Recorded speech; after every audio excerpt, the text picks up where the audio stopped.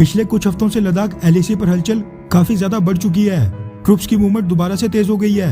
बड़ी मात्रा में आर्मी के ट्रूप्स की डिप्लॉयमेंट हो रही है, जिसको देखते हुए कयास लगाए जा रहे हैं कि सीमा पर भारतीय और चाइनीज सेना के बीच कुछ भी बड़ा हो सकता है।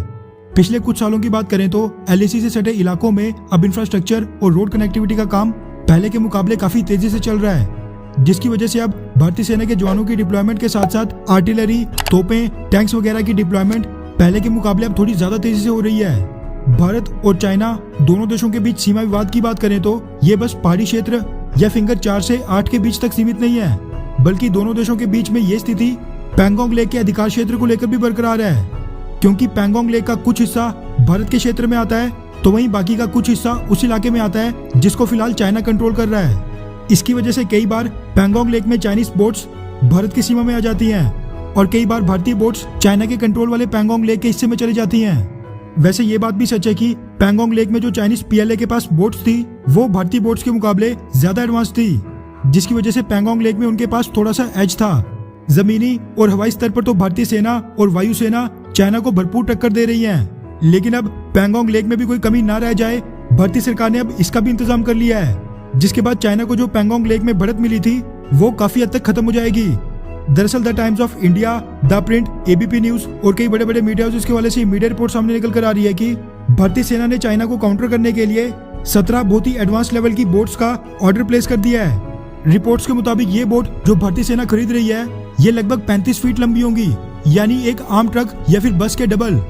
इनकी मदद से भारतीय सेना पैंगोंग लेक में अपनी मूवमेंट और भी सक्रिय तरीके से कर पाएगी और किसी भी विवाद की स्थिति में बेहद कम समय में तेजी से बड़ी संख्या में ट्रूप्स की डिप्लॉयमेंट संभव हो पाएगी। स्पेसिफिकेशंस की बात करें तो एक समय पर इस बोट में 22 लोग सवार हो सकते हैं। 35 फीट की लेंथ के साथ साथ इसकी मैक्सिमम स्पीड 37 यानी 37 किलोमीटर पर आवर की होगी। इन बोट्स को बनाने के लिए फाइबर ग्लास मटेरियल का इस्तेमाल किया जा रहा है, जिसकी मदद से ये बोट्स वेट में काफी हल्की होंगी। मीडिया रिपोर्ट्स के मुताबिक भारतीय सेना ये boats Goa based Aquarius shipyard private limited से खरीद रही है, जिनमें से कुछ बोट्स भारतीय सेना को हैंडओवर भी कर दी गई हैं और बाकी की बोट्स सितंबर के महीने तक डिलीवर भी हो जाएंगी। वैसे द प्रिंट मीडिया हाउस की रिपोर्ट के मुताबिक अभी तक इन बोट्स पर किसी भी तरह के हथियार फिटेड नहीं है, लेकिन भविष्य में जरूरत पड़ने पर वो भी किया जा सकता है। वैसे आपको बता दूं कि इससे पहले भारतीय सेना ने पैंगोंग लेक पर इतने अग्रेसिव तरीके से चाइना को कभी भी कन्फ्रंट नहीं किया था, क्योंकि चाइनीज PLA के पास पैंगोंग लेक में भारत से काफी ज्यादा एडवांस बोट्स थी।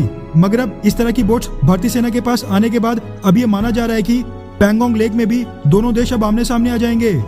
रिपोर्ट्स के मुताबिक इस ऑर्डर के अलावा 35 करोड़ की लागत से भारतीय सेना 12 फास्ट पेट्रोल बोट्स अलग से खरीद रही है, जिनका ऑर्डर 6-7 महीने पहले प्लेस किया गया था। वैसे देर आए दुरुस्त आए, लेट ही सही, लेकिन ये भारतीय सेना के लिए बहुत ही खुशखबरी की बात है। खैर, सेना के लिए हथियार और साझा सामान खरीदने के मामले में क्या आप मोदी सरकार से संतुष्ट हैं? हाँ या फिर नहीं? नीचे कमेंट करके अपनी राय जरूर बताएं। अच्छा सुनो, चैनल को सब्सक्राइब करो, उसके बाद घंटी बजा देना ताकि अगली वीडियो आपसे मिस ना हो पाए। Thank you.